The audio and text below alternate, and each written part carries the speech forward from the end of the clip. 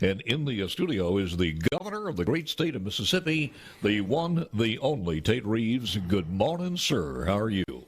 I'm doing great this morning, Paul. How are you doing? Good, sir. Appreciate it very much spending the time here because there are a lot of things happening. I mean, when you start looking at how the legislative session started off, I mean, it's got a long way to go. We're going to be this is a sprint. The way it's started off now. I want to ask you about the marijuana, but I want to make sure we have plenty of time to do this. So let me get some of the other things out of the way first of all.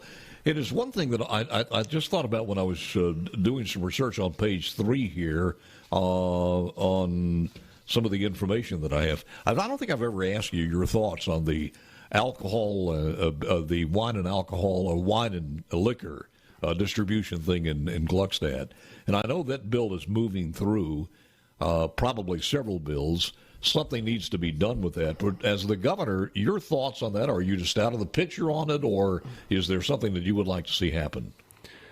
Well, first of all, I'll tell you that this is year 3 of a 4-year term, and so obviously myself and anyone else who wants to run for office again in 2023, the qualifying deadline is going to come very, very soon. It's less than a year from now, and so I think that's one of the reasons you see a lot of frantic efforts in the Mississippi Capitol to get some good things done, and I'm hopeful that we can continue to steer those efforts towards passing good, strong, conservative legislation that makes Mississippi a better place to invest money and create jobs and raise a family. With respect to the distribution business, we've had many conversations over the last couple of years regarding that. I think there's general agreement that we've got to do something. There was some progress made last year, but look, one of the challenges that we have is with respect to that warehouse particularly, but it's true across state government and it's true across the private sector as well, is we have wage inflation is a serious issue where it is very difficult for the Department of Revenue in the specific case of the liquor distribution facility, but it's true across state government. Biden's wage inflation and the constraints that are placed on state agencies in terms of what we can pay, we're just not very competitive, and it's hard to keep people in jobs, particularly in those warehouse jobs. We're looking at a number of different options. We've made some suggestions to the leadership and to those in the decision-making realm with respect to the warehouse. One of those options would be to get the state out of the distribution business of, say, wines, for instance. Right now, you have private sector distribution of beer. You have public sector distribution of liquor and wines. The ultimate goal, in my view, should be more consumer opportunity, so more choice for consumers, lower prices, and getting those products distributed in a timely manner. And several of those we're not doing a particularly good job of right now. One of the things that is always helpful is to go to another state. They've already done it. They've taken the test. They found out what works, what doesn't work. Have we done that? Have we looked at certainly the surrounding states, Arkansas, Louisiana, and places such as that? Is that a possibility? Also, along the lines, if anything we do raises the price, along with an 8.5% on, and I think alcohol is supposed to be more than that, or what is in the bill that says, as far as the tax bill, where does alcohol stand on that one? I don't know specifically where they have gone with respect to taxes on alcohol and other products within the bill as it currently exists. But with respect to looking at other states, absolutely, our team has spent a good deal of time over the last couple of years looking at what's happening in other states, talking to people in other states. And this is one of those issues where, you have controlled states and you have states that are not controlled. And it seems like if you go talk to the individuals, everyone in a controlled state wish they were not in one, and everyone that is not in one wishes that they were in one. And so there is no perfect scenario here. I do think the goal of privatization is a worthy goal, but it doesn't make sense to privatize if we're going to see prices go up and choices come down, because that's a lose-lose for the consumer. And so I think we've got to be cognizant of that fact. You are absolutely right, because I've talked to so many of them in over the years, and half of them love it, half of them are worried that it may turn out worse, and they like what they have. So it is hard to figure it out. Let's get to more on that tax bill. It's passed the House, it's into the Senate, and what do you want to see there? I mean, what's your latest thoughts on that? Well, Paul, I will tell you, and I give Speaker Gunn and his team credit. The bill that passed the House last week does create a pathway towards the elimination of the income tax. This bill this year, and I've told them, so I'm not saying anything publicly that I haven't said privately to them. In my opinion, is a much better bill than the bill that they passed last year. This often happens in the legislative process. When you file a bill, there's a lot of ability to comment, and a lot of individuals look at it and say, hey, make suggestions and whatnot. And to their credit, the House has made some real progress there. I commend them for it. I continue to believe that we can eliminate the income tax without raising other people's taxes, and so hopefully as we go through the process, hopefully the state Senate will have a plan that heads us towards the elimination of the income tax without raising other taxes. So, but I am encouraged. Not only that the House leadership continues to be committed to the elimination of the income tax, but they were able to get some 90-plus votes, maybe 100 votes in the State House to do that, Republicans and Democrats alike. That tells me that as you get out into the hinterlands, if you will, of Mississippi, people are talking about the elimination of the income tax and how important that is, not only to the individuals that already live here, but also for future economic growth. And so I see momentum, and I'm encouraged by that. I had a conversation yesterday with on the teacher aspect of this. And there is a lot of optimism, and let me just say it this way: we have a large percentage of people out there who were teachers and just dropped out. They're doing other things, but they love teaching. They want to get back in teaching. And I guess our conversation was this could be a tremendous lift, because by the time you put the teacher pay raise bill, which one way in some form is going to pass, I'm almost sure, then you put the personal income tax, you put the groceries, you put the step enhancements that are part of that bill.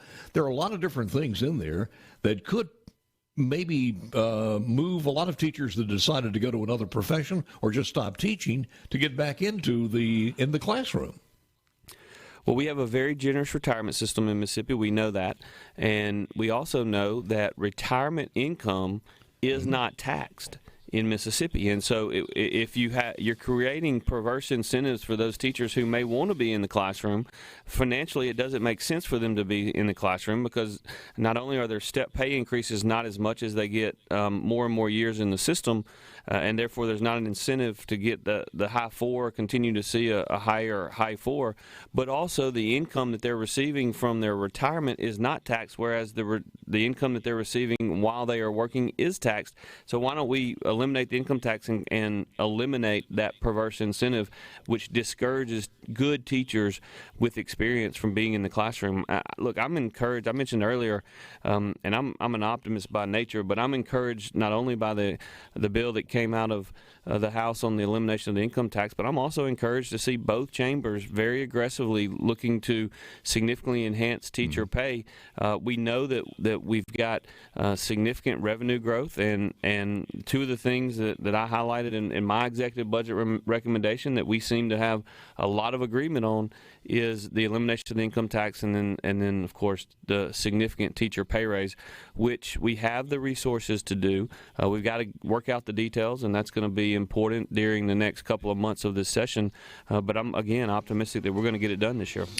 Well, by the time you put those things together that you just talked about with the lowest cost of living in the United States of America, some of those teachers maybe who fled to Arkansas or Alabama or Louisiana may decide to come back home. All those things together, if they all happen, this one session could change a lot in that perspective. More with the governor. We'll get into medical marijuana. That is coming up next. Holmes, governor's with us. It is a Tuesday, 18th day in the month of January. And we were talking about numerous different things. And I think the personal income tax is something that everybody's looking forward to. I think it's gained steam over the last off season. And now that the legislative session is here, something needs to happen. But and you talk to a lot of people, and there just doesn't seem to be a viable fiscal way to do that without raising some taxes to fill that gap in one way or the other. Because I know we have a surplus, but it's not guaranteed for, 5 fiscal years out. Your thoughts? Well, I don't agree with that. I think that there is a way to do it without raising other people's taxes, and we laid forth that plan in the executive budget recommendation. We are collecting, Paul.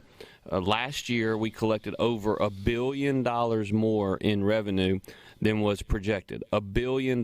We collect about between $5.5 and $6 billion a year. So we were almost 20% above the original projections. If you take that $1 billion, that's approximately 60% of the amount that you need to completely eliminate the income tax.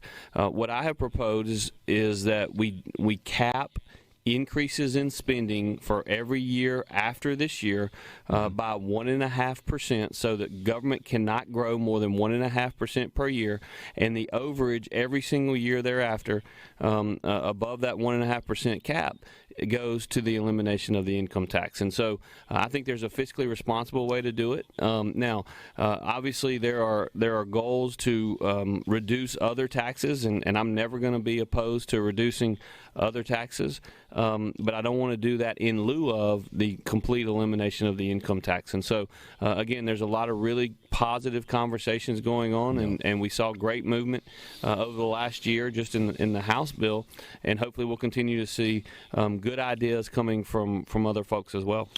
And even outside the federal dollars that we got, we had people back then, mostly, of course, Democrats, who were just ringing the bell and saying that the sky was going to fall because we had the audacity, or the Republicans had the audacity, to even think about eliminating things like the franchise tax or the inventory tax, and take a look where we are now. There is no doubt that we passed 5 years ago the largest tax cut in Mississippi history. It was almost a $500 million tax cut, and people were screaming and said there's no way that we will do anything but, we're going to be Kansas. We're going to be Kansas. That's their favorite screaming talking point. But they completely ignore the fact that when Kansas cut taxes back 6 or 7 years ago, they also increased spending by 5 to 7% a year, and you cannot do that. You cannot increase spending 5 or 6 or 7% a year, cut taxes, and assume that the budget will ultimately balance. Yeah. But if you cap growth of government, then you can absolutely do it. Well, to switch over to medical marijuana, we don't want that same hue and cry to be. We don't want to be Oklahoma. Forget about Kansas. We don't want to be Oklahoma. Let's talk about this. You saw the bill. Your folks have read it, and I'm sure you've read most of it. And your analysis of that, and where do you want to go forward? Well, we have read the bill. We've been very engaged in working with the leadership in both chambers and trying to move this bill more and more towards a true medical marijuana program. I've been very vocal about my opposition to the initial amount, for instance. And Paul, you've known me a long time. I'm not afraid to stand up and tell you the truth when I think things are bad, but I'm also willing to give credit where credit is due, and I give credit to the leaders in the Senate, Senator Blackwell and others. They have made some significant improvements in the bill since the quote unquote original deal was brought to me in early October. In fact, I heard Senator Blackwell say the other day on the floor that this was the 46th version. And the good news is, as each version is written, the bill gets better. I think we still have more work to do, and I'm very hopeful as the bill goes to the Senate, from the Senate to the House, that Speaker Gunn and his team will take a look at it and do what he said publicly that he wants to do, which is make this program as near a medical program as possible. But, Paul, I want you to know there are three major improvements that have been made in the bill just since you and I talked last week. Number one, they've reduced the total amount of marijuana. So we've gone from about 11 joints a day to 9 joints a day. Not as much movement as I would like, but it is significant improvement. The other thing that they've done, the initial version of the bill, and by the way, in terms of total numbers, when the vote occurred, there was an allowance of up to 5 ounces. Now it's down to 3.5. I'd like to see it go to 2.5. I've said I'd like to see it cut in half, but it is at 3.5 now, which is again positive. 3.5 grams or ounces? 3.5 ounces per month. Ounces. Okay. Yeah, 3.5 ounces per month. And the initial version of the bill would disallow the Department of Public Safety from having any role in the program. Now the bill allows for the DPS to do the background checks on those individuals that are going to be involved. I think that's a critically important move and positive.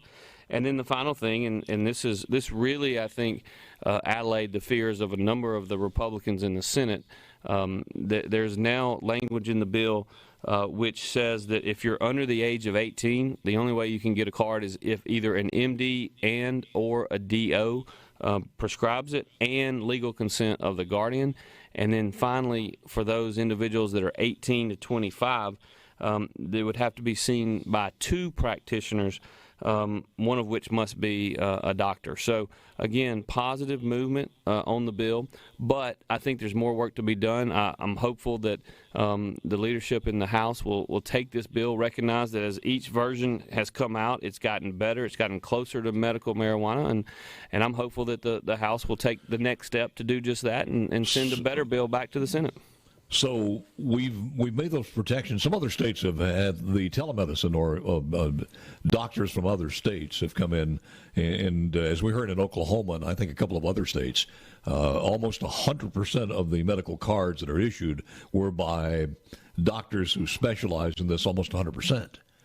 So we've taken care of that as far as you're concerned, that you have to see 2 approved physicians or whatever's on that list in the state of Mississippi face-to-face? Well, that's another improvement that's been made in the bill over the last couple of months. And there also has to be a face-to-face visit, but there also has to be a doctor-patient relationship, a pre-existing doctor-patient relationship, which again, there's going to be times in which that is abused. We know that, but generally speaking, that is a provision that is helpful in making sure that it is an attempt to get to medical.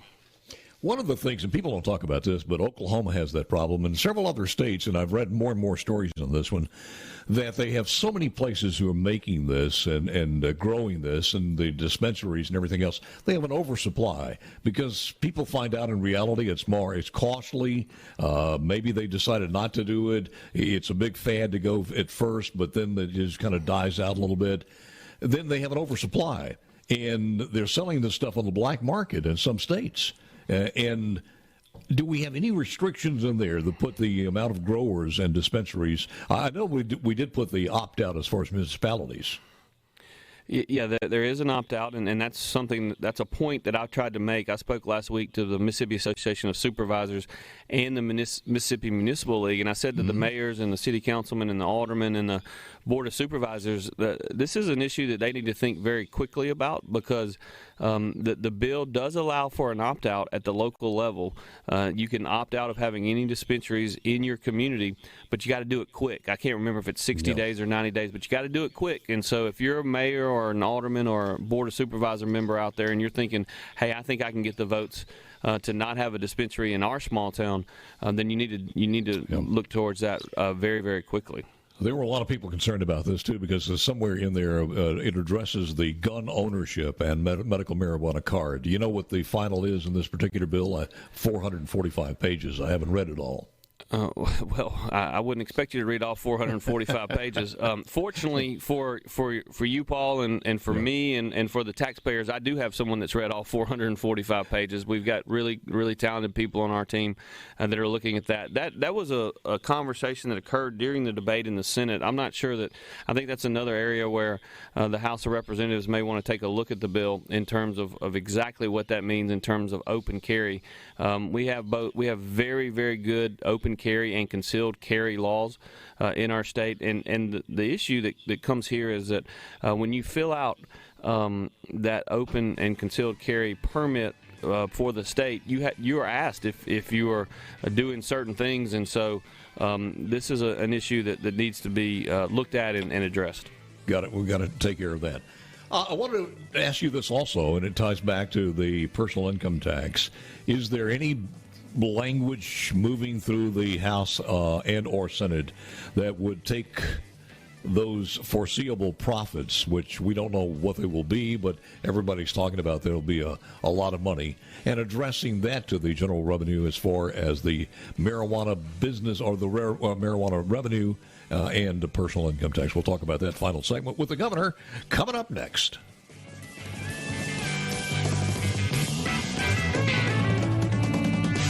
Pick one. What does the governor think about pushing ending of daylight savings time? That's the easiest.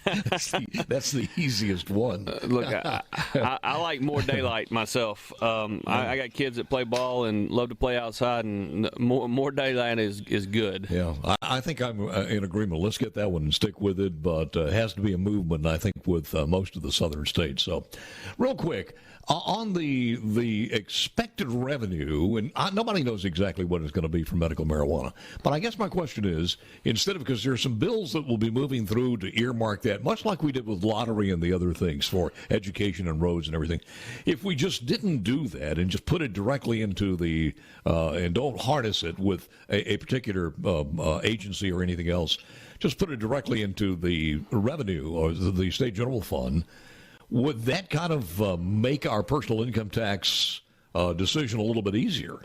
Well, quite frankly, the revenue feature in the medical marijuana bill is really quite ironic. On the one hand, there are those who want to argue that this is truly a medical marijuana program and this is just for those patients who need it, while on the other hand, they say, but we're going to tax it even though we don't tax any other medicine in the state of Mississippi, and so there's quite a bit of irony there. But yes, I think that the whatever monies are generated, and I think it could be upwards of 9 figures, maybe $100 million a year potentially. Whatever money is generated, in my view, should go into the state general fund and should be usable to help offset any losses if that's something that is wanted to be done, so that we can ultimately eliminate the income tax and become more competitive as a state. I think the first initiative, once the initiative process is done, is probably going to be for recreational marijuana. I think you can see that writing on the wall, unless I'm wrong. The initiative process has to be taken care of, and I think it's like April 3rd or something. I saw a date on there, or at least toward the end of the session, which is on April 3rd. Your thoughts on the initiative process and what you'd like to see? Well, I am supportive of allowing individual Mississippians access to the ballot. I think that's incredibly important. I think it gives them the ability to speak when the legislature is not acting in a manner in which the people want them to act. But I do think that the conversation around any ballot initiative should go into statute, not into our Constitution. As I mentioned to you last week, even some of the most prominent pro-marijuana people, for instance, would argue the term marijuana should not be in our state constitution. And so most people agree with that. That was the only ability to get a ballot initiative done. So I'm hopeful that the legislature will pass a ballot initiative process that allows the people to speak, that allows the people access to the ballot. It shouldn't be easy to get done, and it should be done where the statutes are amended, not the Constitution itself. Governor, I just in only a few seconds left here, but what's the business climate? What is the phone still ringing at the desk? Does it still look pretty good out there coming out of January or coming into January? Every single week, I am spending a great amount of my time working with the potential new capital investors into our state. We're making announcements virtually every week. There are double-digit number of projects out there that are in excess of $1 billion that we are working on. Companies around the country, particularly those entities that depend upon a workforce are looking at states like Mississippi, states that have been open for business even through the pandemic, states that have leaders that understand that not only must we protect lives, we must also protect livelihoods. And there are a lot of companies in blue states that have had a really difficult time getting their product to market that are looking to locate in states that have a good business climate, that have low cost of living, and then have a workforce that'll show up to work. And I think in Mississippi we've got all of those things.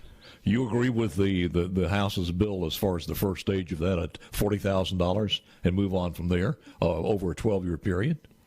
Well, look, I think there's a lot of ways to skin that cat, and I think that that is one approach that I can certainly get comfortable with. There are other options. There are other approaches that I can get comfortable with, but I think that the passage of the bill and the overwhelming support amongst both Republicans and Democrats certainly creates some momentum to hopefully get the ultimate elimination of the income tax into state statute.